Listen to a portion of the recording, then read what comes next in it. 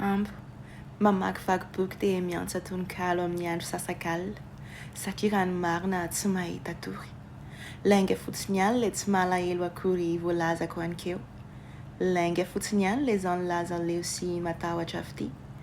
Le zao nanizingizina hoe nanadino andry. Fa zaho azao mangaina vesara patserovana, totofana alahelo dia miafady ranovana amin'ny saina ny andro lasa. Anatin'ny fitiavana tsy maintsy misy ratra vao misy fiadanana.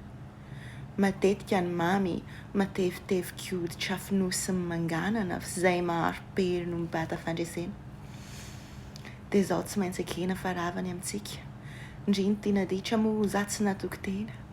Nilaza fa indrena tao amparahatoka, ka vavoadona tampoka dia tofoka tanteraka. Natanjaka fa reraka ny fitrotrona mbavaka mombamombantsika. Aleo hiala sasatra hitazana ny vita.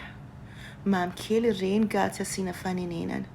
Saingy zana malahelo ny kilasy nandalovako tsy asiako famerenana. Miraro soa indrindra, hoy Aingan'ny.